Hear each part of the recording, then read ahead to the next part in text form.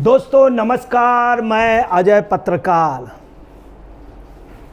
Samajwadi party में जबरदस्त विद्रोह की स्थिति है। जबरदस्त विद्रोह की खलबली मची हुई है। और शुरुआत कहाँ से हुई है? जो माता प्रसाद पांडे को 82 साल के व्यक्ति को इन्होंने अध्यक्ष बना दिया। अंदर आग दबी हुई है, अंदर अंदर जल रही है, कभी भी नासूर होके फटेगी, ज्वालामुखी की तरीके फटेगी। समाजवादी पार्टी के विधायक और ऐसा विधायक जो दबंग विधायक जिनके मध्य प्रदेश में समाजवादी पार्टी को बनाने में योगदान रहा है, राकेश सिंह। उन्होंने क्या कहा ये देखिए, राकेश सिंह बैठे हुए हैं और ये देखिए सब सपा के विधायक हैं, नेता, दमदार लीडर। वो क्या कह रहे हैं? राम भक्त हूँ। कौन बोल रहे हैं? समाजवादी पार्टी के राकेश। कौन है? 2012 में जीते जबरदस्त बहुमत से, 2017 में जबरदस्त बहुमत से जीते और 2022 में जबरदस्त बहुमत से जीते। उसका नाम है राकेश सिंह। राष्ट्र पर बात आई तो 2 मिनट में विधायकी छोड़ दूंगा। उन्होंने क्या कहा है राकेश प्रताप सिंह? अगर राष्ट्र पर बात आई तो 2 मिनट में उन्होंने कहा कि छोड़ दूंगा। इतनी जल्दी तो नेताजी ने भी नहीं कहा था। जब उनका भाजपा से विरोध चल रहा था, तत्कालीन जनसंघ से दोहरी सदस्यता वाला, उन्होंने विश्वनाथ प्रताप सिंह से भी नहीं कहा था इतने कि 2 मिनट में। और 2 मिनट वो मायावती से भी नहीं कह पाए थे। अब क्या कहा उन्होंने? राष्ट्र पर बात आई तो 2 मिनट में विधायकी छोड़ दूंगा। बगावती तेवर पर सपा नेता का बयान। राकेश प्रताप सिंह ने कहा कि अगर पार्टी के अंदर नीतियों पर आवाज उठाना बगावत है तो वह बगावती है। ये बात सुन के सपा के तमाम लीडर, तमाम विधायक क्या कह रहे हैं? दबी जवान। तो वो कह रहे हैं कि राम भक्त या राष्ट्र पे बात आई तो क्या हम पीछे रहेंगे? हम भी बगावत कर देंगे तो हमारा नाम भी बागी पे नोट कर लिया जाए। ये सपा विधायकों की अंदर की बात है। दर्जनों विधायक इनके इस बात से सहमत हैं। उसके अलावा ये भी कहा उन्होंने बगावती तेवर में कहा कि क्या अगर पार्टी के अंदर नीतियों की आवाज़ उठाना बगावत है तो हम भी बगावती। उन्होंने खुद को राम भक्त बताया राकेश सिंह ने, जिसे विधायकी का लालच नहीं है। ये भी उन्होंने कहा हमें विधायकी, तो कुछ और विधायकों ने कहा हमको भी लालच नहीं है। पहले राज्य में सत्ता पर काबिज बीजेपी के अंदर कलह की खबरें सामने आईं और अब समाजवादी पार्टी के एक विधायक ने भी बगावती सुर पकड़ लिए हैं। गौरीगंज से, गौरीगंज कहाँ? अमेठी और रायबरेली।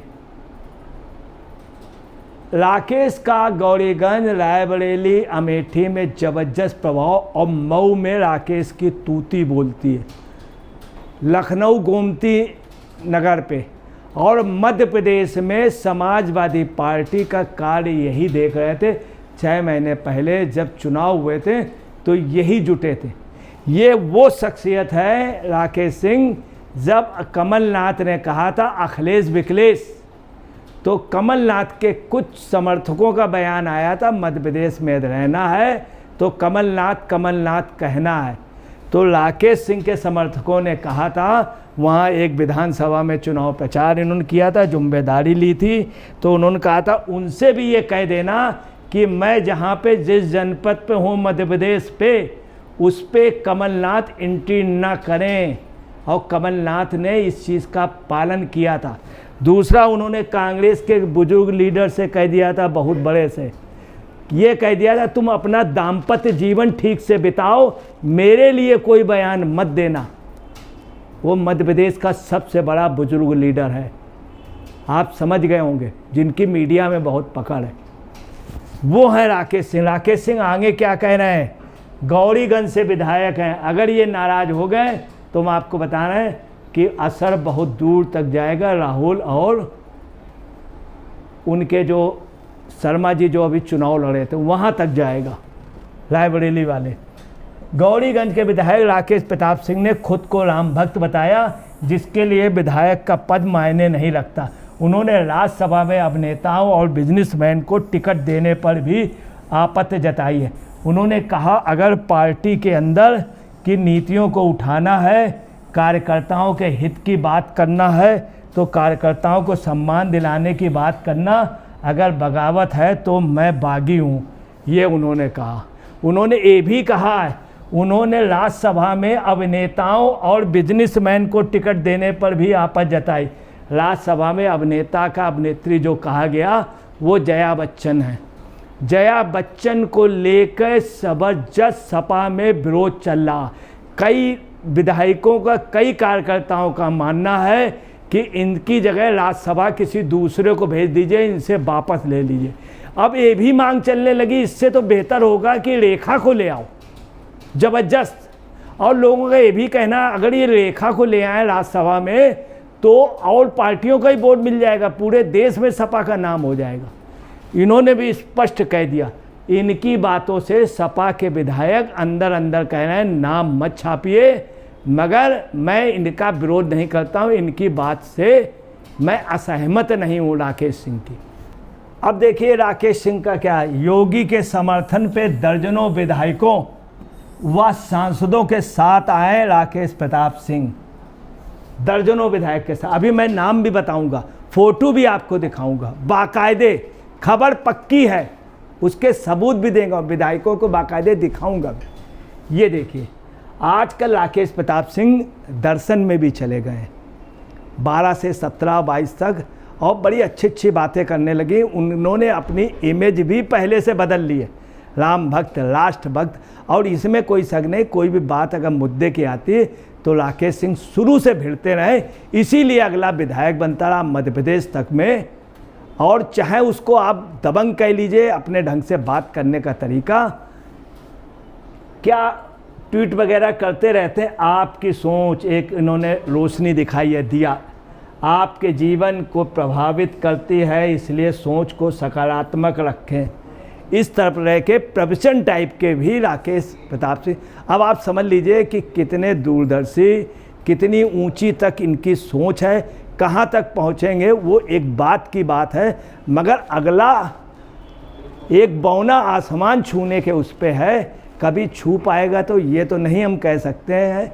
परंतु 3 बार लगातार विधायक बनना ये सबूत है कि जहाँ से राहुल गांधी और प्रियंका ने इनको हराने के लिए पूरी ताकत लगा दी थी, भाजपा ने लगा दी थी, नहीं हरा पाए थे। राकेश कुछ भी हो, 3-4 जनपदों का आज 1 दर्जन से ज़्यादा विधायक और सांसद उनके फेवर में है। सपा में बगावत पक्की है। अब आपको बताना है कि ताज्जुब भी ये देखिए, आज यदि नेताजी होते मुलायम सिंह तो फ़ायदा उठा लेते, सपा की स्थिति मजबूत नहीं उठा पाए अखिलेश का पूरा आप समझ लीजिए मौके का फ़ायदा नहीं। भाजपा ने अपने कमज़ोर खंभे मजबूत कर लिए और ऐसे वैसे ने बहुत तगड़े मजबूत कर लिए। ये देखिए, यूपी 2027 में बीजेपी नहीं दोहराना चाहती 2024 वाली गलती। सपा के पीडीए से निकलेगी जीत का फार्मूला। लोकसभा चुनाव में उत्तर प्रदेश में बड़ा झटका लगा है। 2019 में जिस पार्टी ने 80 में से 62 सीटें पर शानदार जीत दर्ज की थी, आज उनकी कम हो गई, मगर उन्होंने इतनी जल्दी पैचअप कर लिया। जिन योगी के खिलाफ विद्रोह की संभावना थी वो बिल्कुल ख़त्म हो गई, उल्टी पोजीशन हो गई, लोग पैर छूने के लिए उतावले हो गए सपा के। अभी मैं आपको नाम भी बतलाऊँ। अब देखिए क्या है, कुर्मी छत्री बोर्ड नाराज हो गया था। क्या किया योगी जी ने, पल्लवी पटेल को ले लिया, 1 सीट पक्की हो गई, 1 सीट सिराथू वाली इनकी पक्की हो गई विधानसभा, उधर मिल्कीपुर पक्की हो गई। 5 सीटें इन्होंने बीजेपी ने 10 में पक्की कर ली, 2 तो ये जीते ही थे, मिल्कीपुर और सिराथू की पल्लवी पटेल को लेके। दूसरा उन्होंने क्या किया, देखिए आपको बताने किस तरह से पूरा कुर्मी क्षत्रियों को बीजेपी से जोड़ने के लिए गंगवार जी को दे दिया। पूरा कुर्मी समाज आज खुश है, कितनी जल्दी इन्होंने पैचअप किया। इसके बाद दलितों में आचार्य जी को ले लिया और सुनने में ये आ रहा था कि नाराज हैं मौलाना जी, केशव प्रसाद मौलाना, इनको क्या किया, बैकवर्ड उसमें इनको भेजा और योगी जी को नहीं भेजा, ताकि ये लोग बैकवर्ड समाज को यूनाइट कर लें। किस तरह से भाजपा ने अपने सभी छत पे आए हुए छेद, गिरते हुए पानी से अपनी छत मजबूत कर ली और सपा की छत कमज़ोर हो गई। सपा के ईंटें भी निकाल लिए, देखिए किस तरह निकाले। अब देखिए, उत्तर प्रदेश के दिग्गज नेता और 8 बार के सांसद रहे संतोष गंगवार को मोदी सरकार ने झारखंड का राज्यपाल नियुक्त किया। वहाँ कुर्मी बहुत है और यहाँ कुर्मी खुश हो गया कि उनको देखिए बुढ़ापे में भी इन्होंने राज्यपाल बना दिया, झारखंड बगल के राज्य का, जो मिर्ज़ापुर से बगल में है। यहाँ जहाँ पर इस साल आखिर में विधानसभा चुनाव होने हैं, बीजेपी ने ओबीसी के कुर्मी समाज को सियासी संदेश देने का दांव चला। ये देखिए गंगवार साहब, राष्ट्रपति ने शनिवार को जिन 9 राज्यपालों की नियुक्ति की है उसमें कुर्मी समुदाय के संतोष गंगवार और दलित समाज से आने वाले लक्ष्मण प्रसाद आचार्य शामिल हैं। लक्ष्मण प्रसाद आचार्य का दलित उसमें और खासतौर से पूर्वांचल के दलितों में जबरदस्त प्रभाव है, जबरदस्त प्रभाव। इनको लोग पूर्वांचल का अंबेडकर जी भी कहते हैं, हालांकि इस बात पे नाराज हो जाते हैं आचार्य जी, कहते हैं नहीं मुझे उनसे ना जोड़ो। और इनको लोग मान्यवर कहने लगे, ये मान्यवर दर्जा काशीराम जी को मिला था, इनको मान्यवर कहते हैं। तो कोई ना कोई आचार्य जी पे बात है, इनको मान्यवर कहा जाता है। और आपको बताने यही नहीं, दलित समाज का भी एक सम्मेलन, राष्ट्रीय सम्मेलन हुआ जो साउथ पे हुआ, इनके नाम के आगे मान्यवर लगाया गया। और उस सम्मेलन में, तमिलनाडु के सम्मेलन में डीएमके भी थी और डीएमके के एक लीडर के पुत्र ने इनको मान्यवर कहा। अब आप अंदाज लगा सकते हैं आचार्य की कितनी गहरी पकड़ समाज के अंदर है। प्रचार में नहीं है आचार्य, मगर समाज में है। इससे पहले बीजेपी ने स्वामी प्रसाद मौर्य के इस्तीफे से खाली हुई विधान परिषद सीट पर ओबीसी समाज के आने वाले बहोरन लाल मौर्य को एमएलसी बनाया है। अब सपा के लोग यही कह रहे हैं, उनको वोट भी कम मिला कुर्मी समाज का, मौर्य समाज का, तब भी उन्होंने मौर्य के बहोरन लाल जी को एमएलसी बना दिया। कुर्मी समाज का कुछ वोट कटा, तब भी उन्होंने बना दिया कुर्मी समाज से और दलितों से बना दिया। ये सपा के अंदर विधायक कह रहे हैं। इन्होंने क्या किया, माता प्रसाद पांडे को बना दिया। ब्राह्मण वोट राजद और सपा को नहीं मिलता। ये बात जब तेजू की शादी हुई थी, लालू की बेटी की शादी मुलायम सिंह के परिवार में हुई थी, तो ये बात लालू ने यहाँ पे कही थी शादी में, यूपी में अपनी बेटी की शादी में, कि हमको और तुमको ब्राह्मण वोट नहीं मिलता है। नेताजी ने इस बात को स्वीकारा था और इन्होंने ब्राह्मण को ही बना दिया। ये सच है, ब्राह्मण सपा को नहीं देता, बसपा को उसने दिया है। ये इतिहास कहता है। मायावती इस बात को जानती थी और उन्होंने बहुत ब्राह्मणों को टिकट दी थी, कहा था ये सब जीत के आएंगे, और उन्होंने कहा था ब्राह्मण सपा को नहीं दे सकता, हमको दे देगा। ये मायावती का कॉन्फिडेंस था। अब देखिए, पिछड़ा वर्ग में बजरंग बली की शक्ति, पूरे उसमें पिछड़ा वर्ग का हुआ तो यही कहा गया बजरंग बली की ताकत किसके पास है, सिर्फ पिछड़ा समाज ने। भाजपा ने ये पूरा आप समझ लीजिए एक प्रचार का अपना वो रखा और इस बात को साबित किया और पिछड़े समाज ने माना। बीजेपी ओबीसी मोर्चा की बैठक में सीएम योगी से लेकर केशव प्रसाद मौर्य और ब्रजेश पाठक ने शिरकत किया। इस बैकवर्ड समाज की मीटिंग में योगी जी को शुरू में नहीं भेजा गया। ये भाजपा की एक रणनीति थी। पहले मौलाना जी को भेजा गया, मौलाना जी को उसमें हाईलाइट किया गया, मौलाना जी ने बड़े उससे ढंग से, उसके बाद योगी जी भेजेंगे ताकि पूरा समाज एक हो जाए। इन्होंने अंदर अंदर केशव प्रसाद मौर्य को जबरदस्त जिम्मेदारी दे दी है कि तुम टोटल बैकवर्ड समाज करो, तुम्हारा सम्मान रहेगा, तुम्हारे पद का ध्यान रखा जाएगा, तुमको बड़ा पद दिया जाएगा, मगर मुख्यमंत्री में कोई समझौता नहीं होगा। मुख्यमंत्री 2027 में योगी के नेतृत्व में लड़ा जाएगा और इस बात को इन्होंने स्वीकार कर लिया और काम में जुट गए। रिजल्ट भी दे दिया केशव प्रसाद मौर्य ने बैकवर्ड समाज को एक करके। योगी जी जब वहाँ पहुँचे तो योगी जी बाद में पहुँचे, उनका अन्य पिछड़ा वर्ग ओबीसी समुदाय में बजरंग बली की शक्ति है और ज़रूरत है कि केवल उन्हें जगाने की है। उन्होंने कहा कि यूपी में हुई भर्ती में 60% ओबीसी और दलित समुदाय की नौकरी मिली है। उन्होंने कहा 60% दलित और, जबकि सपा सरकार के दौरान यूपी लोकसभा का आयोग की भर्ती में 86 में से 56 एसडीएम एक ही जाति विशेष के चयनित हुए थे, जो कि ओबीसी समाज के हितों पर कुठाराघात कर। जब उन्होंने बात कही है तो तालियां बज गई, सभी बैकवर्ड समाज के लोग खड़े हो गए, बोले सच है, सच है कि सपा के शासन में सिर्फ एक ही बिरादरी के 56 एसडीएम बने थे, 86 में 56। और ये भी वहाँ लोगों ने कहा कि एक बार एक 300 कुल लोगों की जगह निकली, उसमें सभी एक ही जात के थे और वो यादव जात के थे। अब देखिए यही नहीं, इन्होंने क्या किया, सीएम योगी ने जिस तरह से बीजेपी विधायक कृष्णानंद राय के साथ जान गंवाने वाले उमेश पटेल और रमेश यादव का जिक्र किया। योगी जी ने कहा कि जिस आप बात कर रहे हैं कृष्णानंद राय की हत्या, उसमें उमेश पटेल और रमेश यादव ने भी शहादत दी थी। ये सुन के वहाँ बैकवर्ड समाज बहुत वो हुआ कि देखिए योगी जी ने उनका भी नाम लिया। इसके साथ प्रयागराज में राजू पाल और उमेश पाल की हत्या के बहाने सपा पर हमला करके ओबीसी समुदाय को संदेश देने की कवायद की है। इस तरह से सीएम योगी ने सपा के ओबीसी को कटघरे में खड़ा करने के दांव चला। केशव प्रसाद मौर्य भी ओबीसी के विश्वास जीतने के दांव चलते हुए नजर आए। इस तरह बीजेपी पूरी तरह से ओबीसी से अपना फोकस कर रखा है। ऐसे में देखना है सपा का पीडीएफ फार्मूला की काट क्या होगी। बीजेपी ओबीसी दांव तला, आप देखिए पीडीए की इन्होंने काट कर ली, सब राजपाल बना दिए, ये सोते ही रहे हैं अखिलेश और डिम्पल। ताजुब ये इतना बढ़िया मौका गंवा दिया अखिलेश ने, ताजुब है इतने दिन में। और ये रहा कि इनके यहाँ मतभेद है, इन्होंने अपना मतभेद दूर कर लिया। और सपा आप देखिए पूजा पाल इस समय भाजपा की ही, सिर्फ योगी योगी। और ये देखिए अजय राय के लिए सबसे ज़्यादा दिन आज का खराब रहा और कल परसों का, जब वहाँ उन्होंने कहा है कि कृष्णानंद राय के मरने पर 2 बैकवर्ड गए थे। इनके यहाँ भी कैजुअलिटी हुई, परंतु ये जो हैं उसी हत्यारे के फेवर में भी रहे। कृष्णानंद राय आज कटघरे में खड़े हो गए।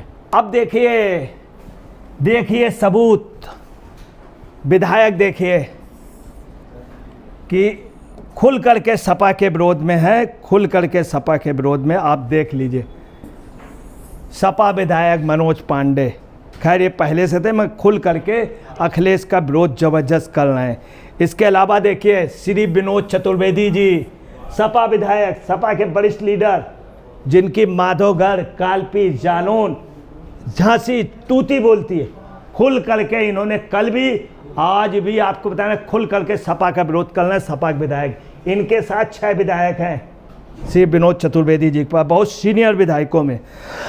अभय सिंह, आप देखिए अभय सिंह वहाँ नहीं बैठे, कहाँ बैठे थे अभय सिंह? सपा वाले में नहीं बैठे, राजा भैया के बगल में बैठे थे। कई विधायक उसमें नहीं बैठे, कोई राजा भैया के साथ कुछ आए नहीं। और आपको बताना पूजा पाल जो हैं वो खुल करके भाजपा के उसमें, पल्लवी पटेल खुल करके, पल्लवी पटेल बैठी वहाँ पे सपा वाले खेमे में, क्योंकि एकदम से बीजेपी बैठ नहीं सकती तो वहाँ सीट नहीं थी। जिस समय सपा के विधायक कल आगे बढ़े तो पल्लवी पटेल नहीं बढ़ी आगे, वो अपनी सीट पे बैठी रहीं। बहुत साफ है कि सपा में विद्रोह। इसके अलावा देखिए नारद राय जो हैं वो विधायक नहीं है, नारद राय भी भाजपा का खुल करके सपोर्ट कर रहे हैं और ये लोग लगे हुए। अब आपको बताना है पूरा खेल क्या हुआ है। 1 दर्जन से ज़्यादा विधायक और सांसद इस समय सपा से बगावत में। भाजपा के विधायक सुरेंद्र मैथानी जो प्रमोट किया है योगी जी ने, इसके पहले आपको बता रहे हैं अप्रैल में और मई में ये लगभग 7 विधायकों को सुरेंद्र मैथानी के जरिए उन्होंने मतदान किया था सपा के उसमें। अब आपको बता रहे हैं लगभग 1.5 दर्जन विधायक जिनकी जिम्मेदारी सुरेंद्र मैथानी की, ये कल लेकर के भी आए थे सपा के विधायकों को। कुल मिलाकर इससे बड़ा सबूत क्या होगा, फोटो सहित आपको बतला रहा हूँ। सपा में बगावत हो गई है और सपा मौके का फ़ायदा नहीं उठा पाई। दोस्तों नमस्कार, मैं अजय पत्रकार।